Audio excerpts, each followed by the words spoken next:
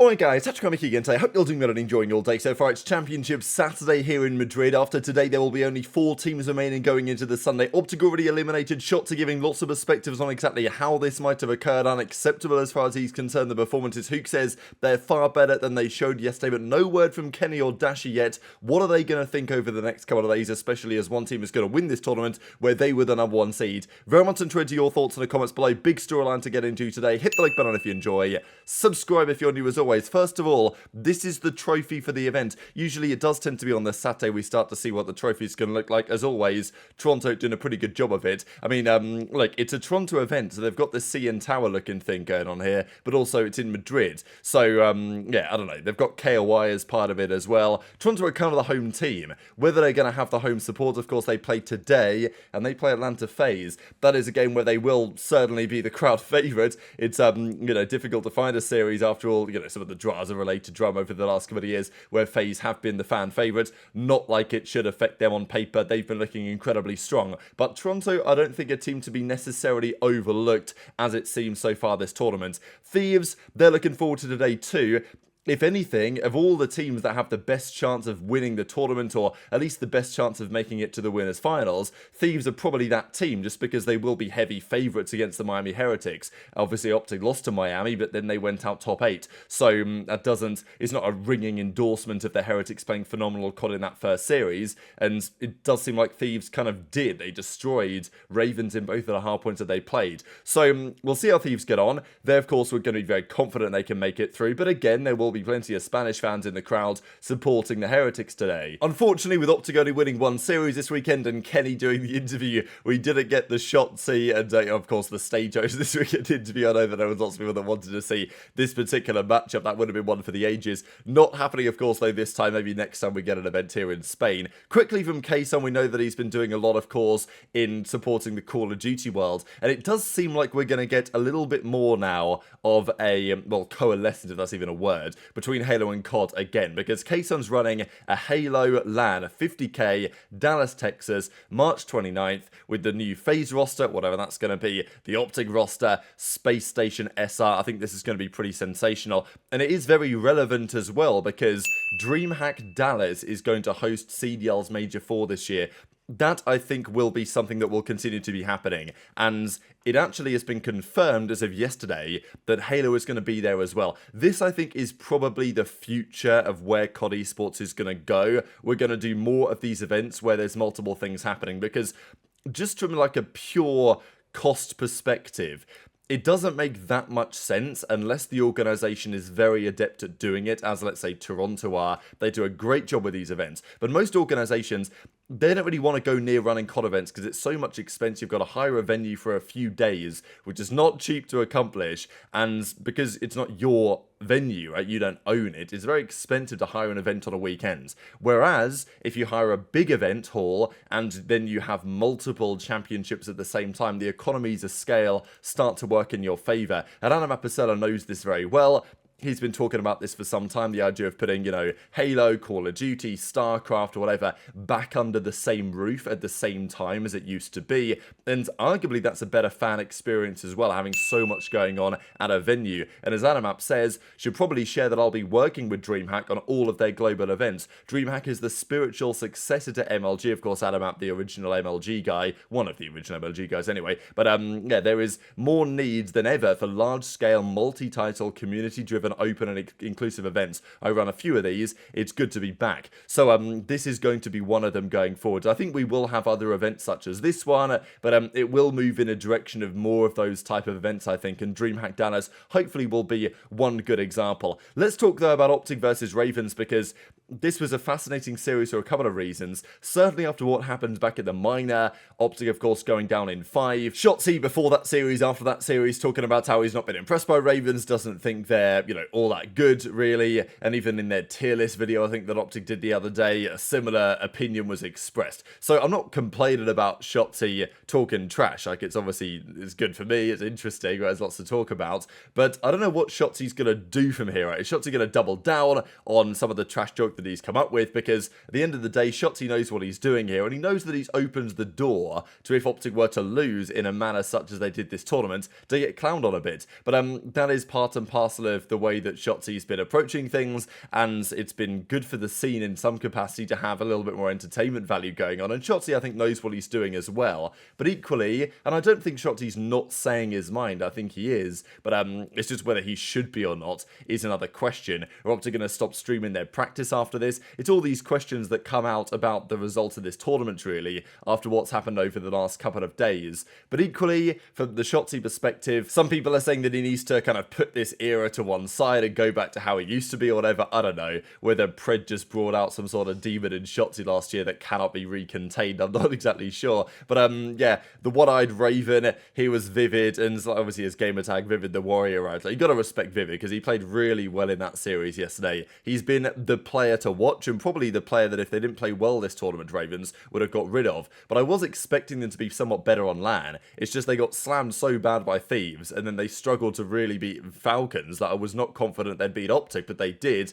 And fair play to Gwinn. I mean, you know, he could have been standing up talking all sorts of trash back the other way on Shotzzy on the other side of the stage, but he stood up and, you know, like, he threw the birds up at the camera after the minor tournament victory. This time he just throws up the thumbs up. So, yeah, I think at the end of the day, the talking on the server did the talking for him on some level. Did want to share one clip here, just from the end of yesterday's game. This is actually during the game one, just looking at some of the communication moments here, because, of course, OpTic had that big lead on that first map on the protocol, and then they squandered the lead. They still won the map anyway, but it was a map that really they probably should have won more convincingly than they did. Certainly when you start a series of 180 to 80, against a team that got slammed in both hardpoints by Thieves very recently, you're very confident at that point you're going to win the series, probably without too much difficulty. But that's, of course, not how it turned out at all, and they had to really struggle over the line in the end. Lynz the front door. Absolute Vivid front door. He's the big gun.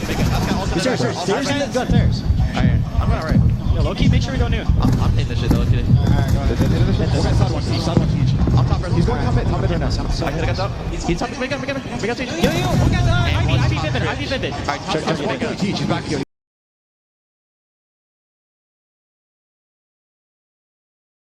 So OpTic coming top 8 of the tournament, not the result they were looking for. I'm sure we're going to dive into it more in the coming days as well. Some of these individual performances, you know, some of the superstars really disappearing on the weekends. Yeah, very surprising. Obviously, TJ buzzing, right? Like, you maybe found a local crumble cookie supplier because this guy was cooking in that series.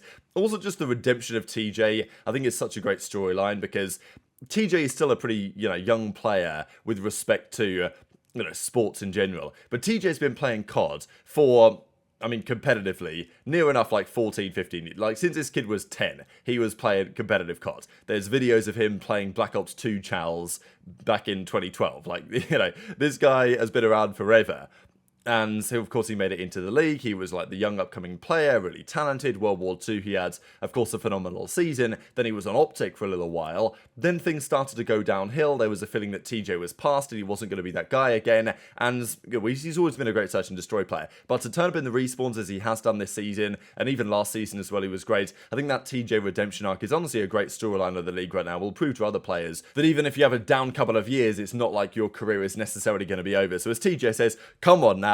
After that result, of course, it was, I'm sure, a pretty stressful series at times. GG's Thieves, Falcons, OpTic play again tomorrow for top 4. So, yeah, Ravens could theoretically get top 4 this tournament. They would therefore prove themselves to be, I guess, the dark horse that people thought that they might be. And Vivid actually did say that at least yesterday, he could see comfortably from his eye, whereas the day before it wasn't ideal. So, yeah, very impressive stuff. As I think even Sasha tweeted, basically, we survived the day, which really is what it's all about when you play a couple of times on the same day. But as Huke says, very disappointing finish, especially considering how well we were playing leading up to the event. I think that Octane made a number of points on this on the flank last night, how just confusing it is, the levels they were playing at, because they beat Toronto online in their final match very comfortably, right? Like, and Toronto are a good team.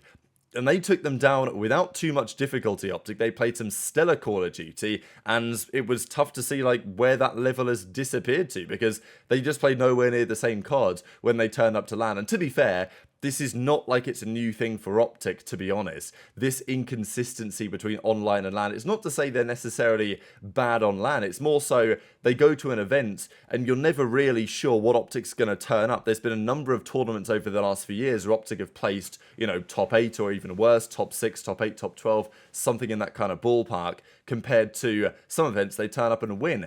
You know, with FaZe, they very, very rarely have a poor placing, to be honest. It does happen, but it's pretty rare. OpTic and FaZe may win a similar number of events. Maybe OpTic will win more, but in terms of consistency, FaZe are always getting into the business end of the tournament. And I think it's something that OpTic certainly have to think about how this is happening. And as Shotzzy says, GG's to everyone we played. Absolutely unacceptable out of us this weekend. Appreciate the support. So fair play for Shotzzy, because it would have been easy for him, given all the trash talk coming his way after what he's been saying over the last few weeks, for him to say basically nothing and blank everyone. And to be fair, Kenny and Dashy have not tweeted anything yet. I'm sure they're still kind of composing their thoughts, and well, it'll be interesting to see what the process episode looks like on this, because I imagine some of the discussions happening behind the scenes were not what they would have expected to have this tournament. As JP says, it was straight up embarrassing. Sorry to disappoint those who watched or showed out. Complete 180 from how we have been playing. Gotta figure it out. So yeah, strange set of circumstances. It's going to be a conversation topic, I'm sure, for the next few days. And Twitter, your thoughts in the comments. Thought this was pretty funny here from Parasite. I think he did a couple of these tweets where he'd messaged Kenny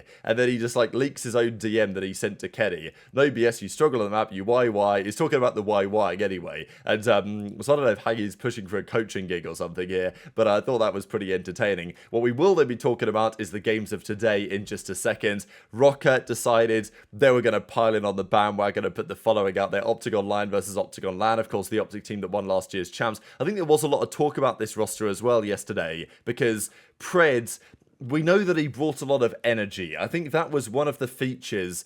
And it's not like OpTic weren't a bit inconsistent last year, even with Pred. They were. But, you know, maybe their ceiling was a little bit... Well, you can argue on the ceiling. It's probably a bit higher with Pred than Huke. But also maybe the floor was slightly higher as well. Yeah, they did place top 12 the event before champs. So, you know, difficult to argue, really. But nonetheless, I think with Pred, the energy that he brought to the table, there is an argument there that's led to a slightly better team environment turning up to a tournament like this than it would have done with Huke. I guess that's a debate. And then, yeah, OpTic LAN, of course, the other side of the dynasty, shall we say, for the very least. And Abel, of course, gave his thoughts too and said, hope that Shotzzy doesn't, like, stop talking trash after this. Sometimes you got to tip your hat and bounce back. And to be fair, like, I think Shotzzy will still do this to some extent. Scrappy was getting clowned big time after getting 5-0'd in the finals at champs. Did he stop talking trash? No. Is he the same personality as Shotzzy? No. So maybe there's something different in there. This is the bracket as it looks going into the championship Saturday. So Ravens are through. They will play, though, Toronto or FaZe. So they have a hard game coming up, Ravens. We'll see who wins that. Ravens could beat Ultra. I don't think they can beat FaZe, but I think that Ultra could beat FaZe. So I think that's an interesting game. Heretics Thieves, it's going to be fascinating because there's going to be some Spanish contingent there looking for the team to make a run, certainly because it's now the weekend. So they're going to be able to get, you know, to watch their team on a day where they're not working, I guess. But Thieves should be the favourites there. FaZe should be the favourites here, but I think watch out for Toronto. And then in the losers side, Rocker Cloud9. That's a big game to start out the day. I honestly think Cloud9 are kind of favourites, really. Like, on paper, the Cloud9 team is still good, despite how poorly they have played. And the notable thing is, if Cloud9 or Rocker, whoever wins that series, I think Cloud9, I would just pick them, really, because Simp played pretty well yesterday. On LAN, they should be better, I would say. They will turn up and play, probably Heretics. So Cloud9 could well be on for a top 4 finish this event, which would be quite the outcome when you consider what they were doing online. So these then are your 5 games of the day. Cloud9 Rocker to start things off, Thieves versus Heretics second up, then FaZe Ultra, and after that you've got the winner versus the loser of this one. So Miami theoretically would play possibly Cloud9 if that's your prediction, and then it might go, and then of course Ravens play either Toronto or FaZe last game of the day. So that would then leave 4 teams for the championship Sunday. Who's going to win the event? FaZe right now are going to be considered the favourites. Thieves, though, if you had to consider the respective matchups, they're probably the more likely team to get through to top 3 guarantees. I'd love to see a Thieves versus FaZe game. Even Thieves Ultra would be brilliant. Heretics making a run also would be great. There is some fantastic storylines still building up here, but yeah, of course OpTic are already out of the tournament. So very much enjoyed your thoughts in the comments below. Hit the like button if you enjoyed. Subscribe if you're new. Take care, and I'll see you next time.